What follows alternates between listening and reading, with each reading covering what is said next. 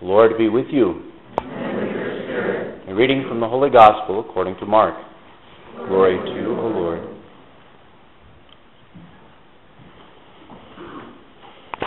James and John, the sons of Zebedee, came to Jesus and said to him, "Teacher, we want you to do for us whatever we ask of you." He replied, "What do you wish me to do for you?" They answered him, "Grant that, in your glory, we may sit, one at your right and the other at your left." Jesus said to them, "You do not know what you are asking. Can you drink the cup that I drink, or be baptized with the baptism with which I am baptized?"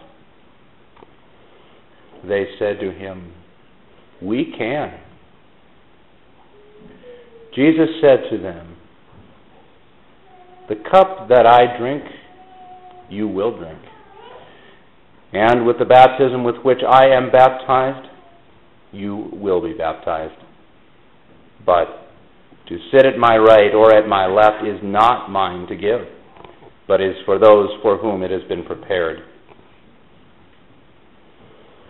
When the 10 heard this, they became indignant at James and John.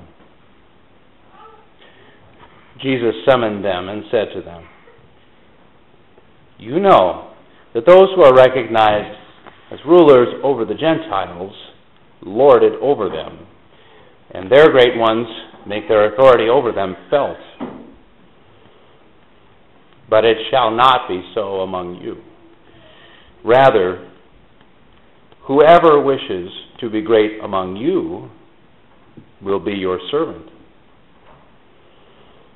Whoever wishes to be first among you will be the slave of all. For the Son of Man did not come to be served, but to serve, and to give his life as a ransom for many." The Gospel of the Lord. Praise to you, Lord Jesus Christ.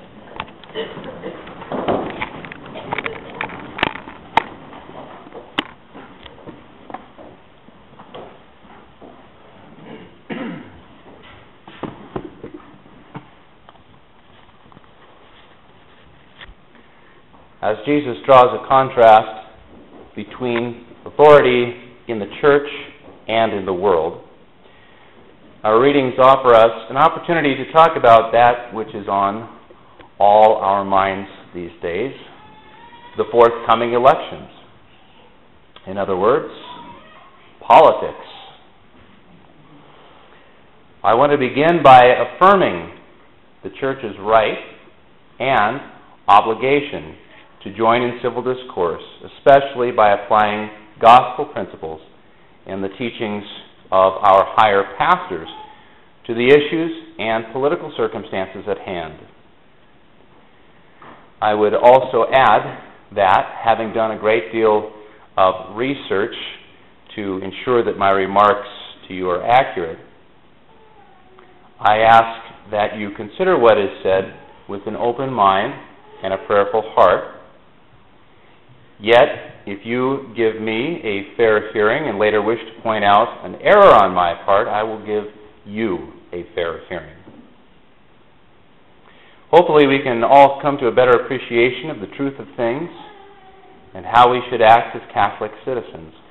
For the issues of our day are important, very important, and affect not only ourselves as individual persons, but collectively our church as well.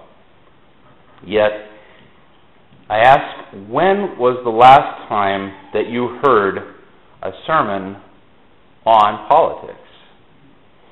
And I'm not talking about a passing allusion to politics within a sermon, not a reference to a particular issue, but a sermon about politics in general. If your answer is a long time ago or never, I would not be surprised. But why is that? If so much of importance happens in the political sphere, wouldn't you think that the church would be more outspoken? In fact, it once was. And there are reasons that the idea of a sermon about politics today seems foreign to us, even inappropriate or offensive.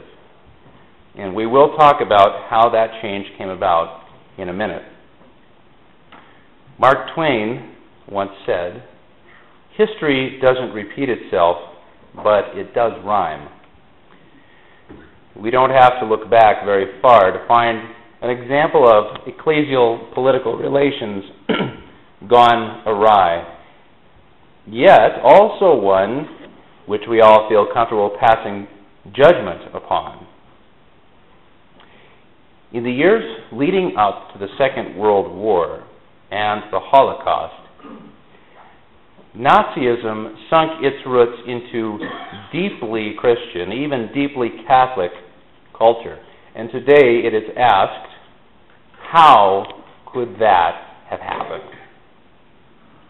More specifically, how could the Catholic Church have allowed it to happen? And some go so far as to criticize the church for not being more outspoken, more proactive in the political sphere, precisely because the church could have made more of a difference. Those foolish German bishops, those irresponsible pastors of souls who weren't heroic enough to denounce evil when they should have, those people say. Well, in fairness, it should be noted that the church's opposition to Nazism was, for a while, quite outspoken. In fact, the German bishops even forbade Catholics from being members of the Nazi Party beginning in 1931, 2 years before Hitler even came to power. Yet, then, something changed. After his election, the church compromised. Out of fear of Nazi repression, the church erroneously believed that by signing a concordat with Hitler in 1933, she could guarantee her liberties by agreeing to withdraw from political activism and criticism of the Nazi Party. In the end, she only gave up her liberties by giving up her right to speak out, such that after quickly seeing her authority weaken to the point that she could no longer effect change, the Pope himself had to condemn Nazism, and Hitler specifically, in a 1937 encyclical which had to be smuggled into Germany and was read from every Catholic pulpit. But the point is, it was too late. By choosing to not speak out when she needed to, the church soon found herself the powerless victim of circumstances beyond her control, and the church and world suffered to the tune of 60 million deaths during the Second World War. And so, it is not surprising that having learned a powerful lesson, the church spoke out against the next political threat on the world stage, communism, with greater vigor. Again, communism was a political system, but one that, by denying God and human rights, or in other words, by espousing intrinsic evils, was inherently incompatible with Christianity. Thus, only 4 years after the close of the Second World War, as communism was on the move, Pope Pius XII issued his decree against communism in 1949, forbidding Catholics to participate in communist organizations and parties, and excommunicating all Catholics who refused to comply.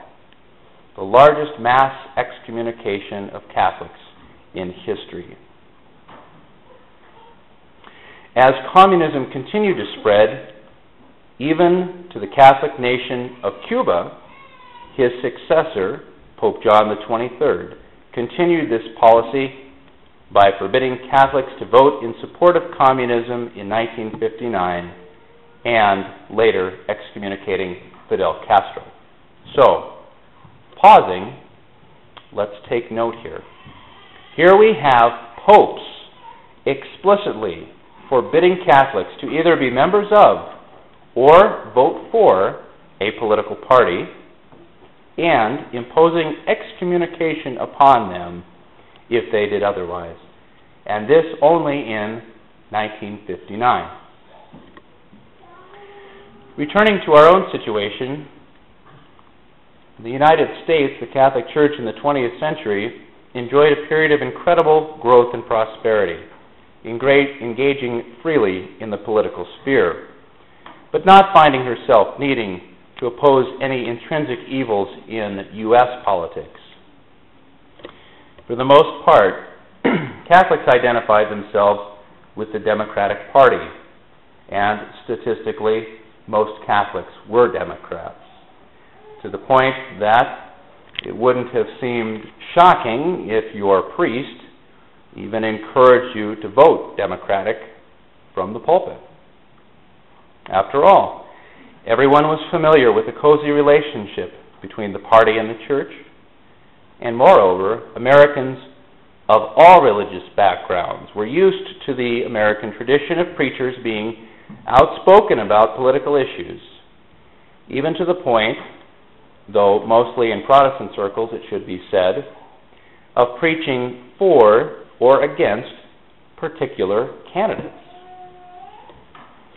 And that's how, in 1954, things changed. Senator Lyndon Johnson of Texas, in the midst of a re-election campaign, found himself the target of Texas Protestant preachers who accused him from the pulpit of being a communist and an adulterer. Johnson responded by offering, on June 2nd, 1954, a floor amendment to Section 501c3 of the Internal Revenue Code, making it illegal for such nonprofit organizations to, quote, participate in or intervene in any political campaign on behalf of any candidate for public office, end quote. The amendment, which is still on the books, had its intended effect. Virtuously overnight, the familiar, accepted, and long-standing interplay between religion and the public square ended.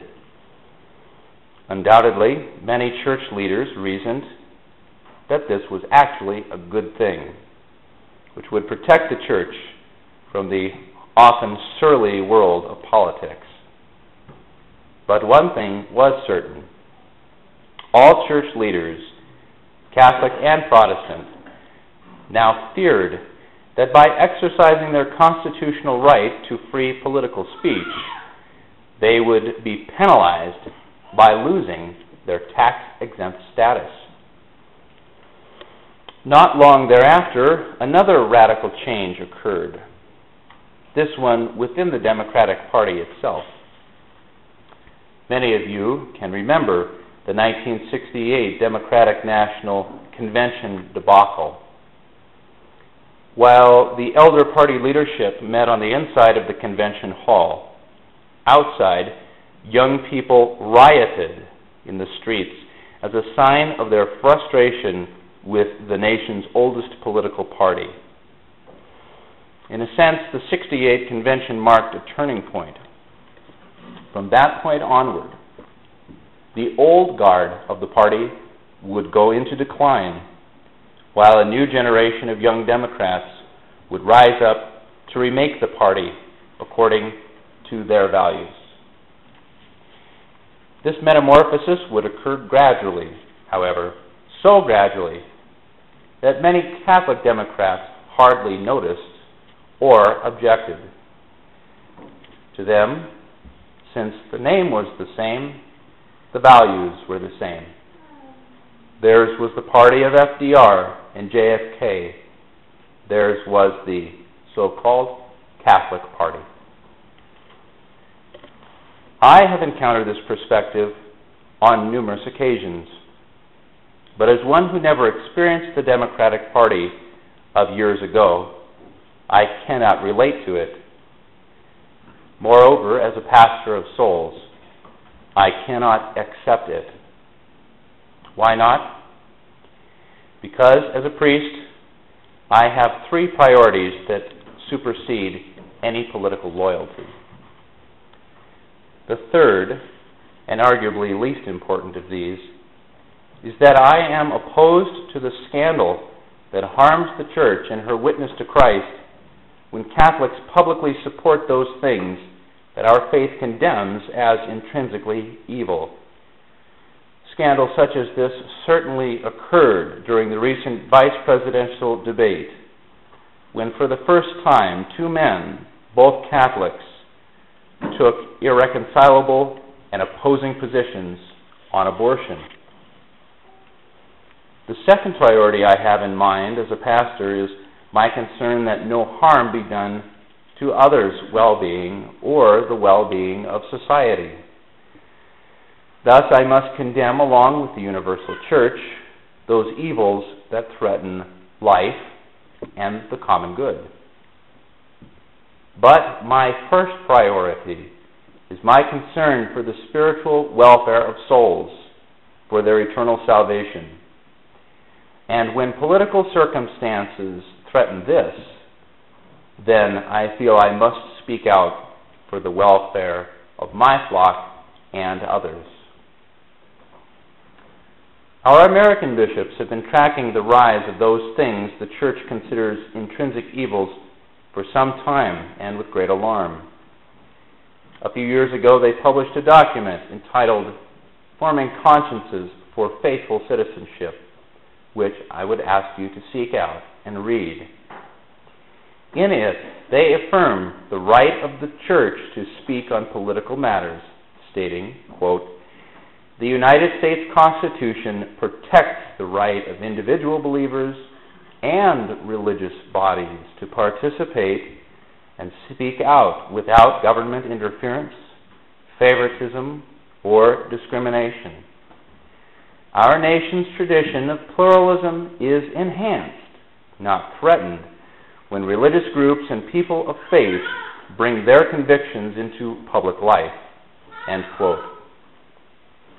The bishop's document also makes important distinctions that we must take into account, especially the distinction between matters of prudential judgment about which people of goodwill can legitimately disagree, and those that involve intrinsic evils which must always be vigorously opposed and which no one may legitimately support or participate in.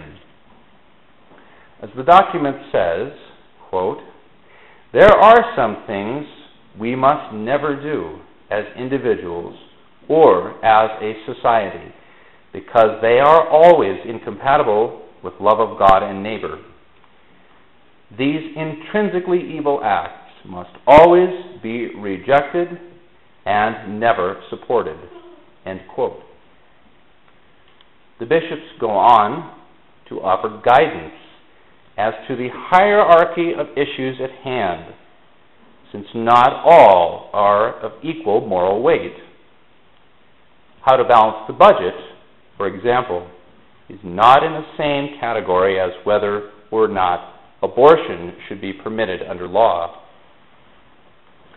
Our own bishop, George Thomas, echoes these sentiments in his recent article in our diocesan newspaper, affirming that the document, quote, "Faithful Citizenship raises up the clear and compelling obligation we hold as voters to oppose those intrinsic evils that can never be justified and to prayerfully consider those issues that require us to forge new paths to justice and peace." End quote.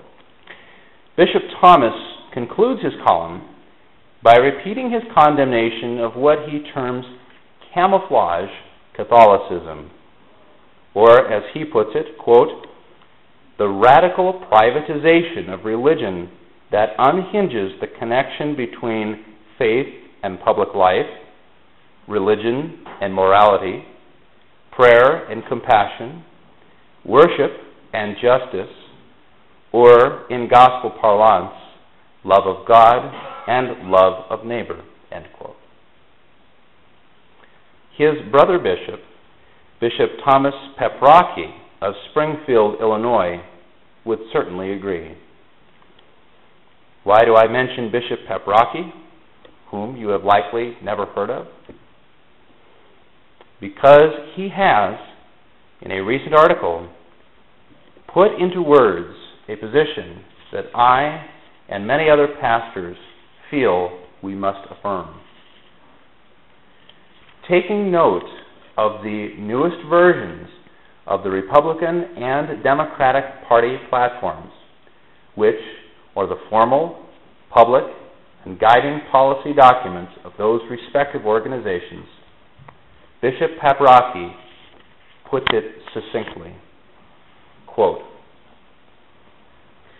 the Democratic Party platform supports the right to abortion regardless of the ability to pay. Well, there are only three ways for that to happen. Either taxpayers will be required to fund abortion, or insurance companies will be required to pay for them, or hospitals will be forced to perform them for free. Moreover, the Democratic Party platform also supports same-sex marriage, recognizes that, as they put it, gay rights are human rights, and calls for the repeal of the Defense of Marriage Act, the federal law signed by President Clinton in 1996 that defined marriage as the legal union of one man and one woman.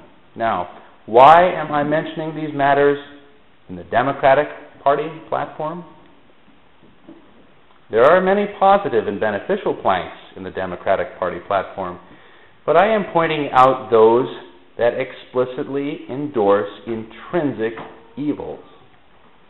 My job is not to tell you for whom you should vote, but I do have a duty to speak out on moral issues. I would be abdicating this duty if I remained silent out of fear of sounding political and didn't say anything about the morality of these issues. So what about the Republicans? I have read the Republican Party platform, and there is nothing in it that supports or promotes an intrinsic evil or a serious sin.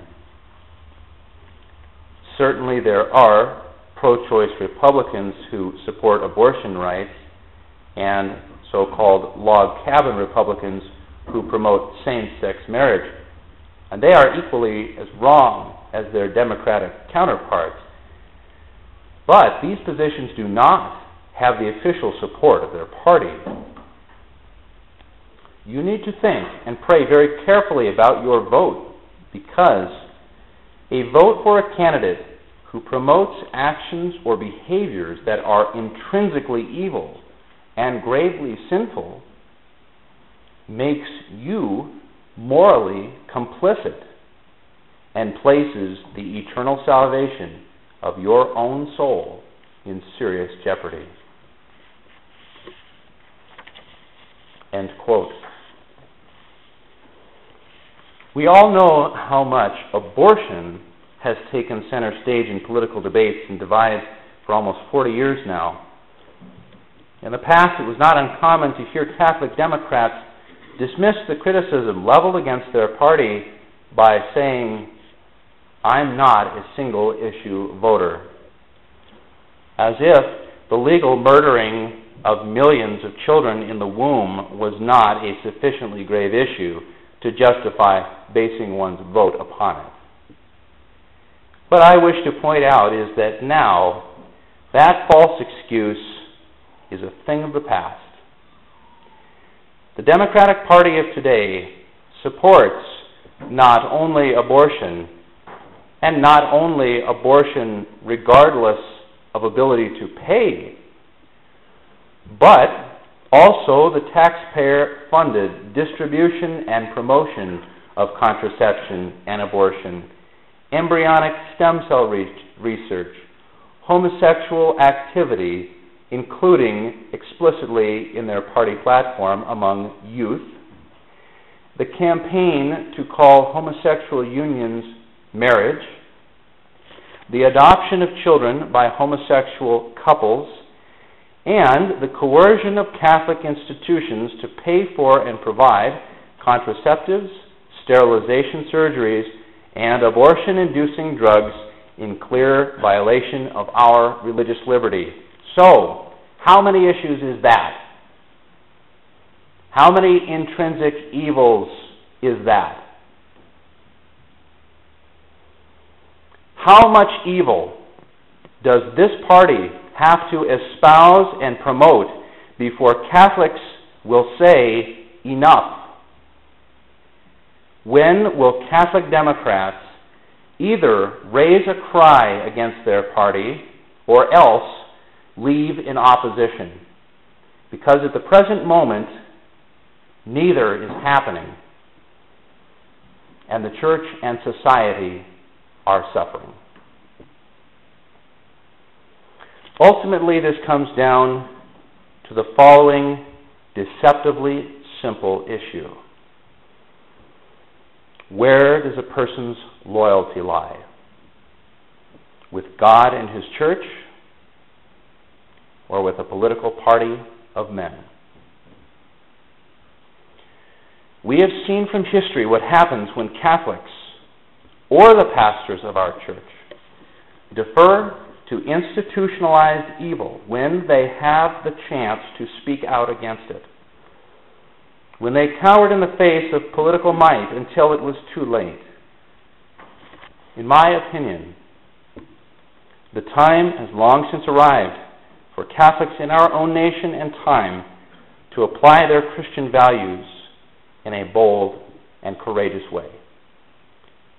Let us remember that although the church is both a divine and human institution, a political party, any political party, is merely a human institution, and no human institution is above criticism or above God and His church.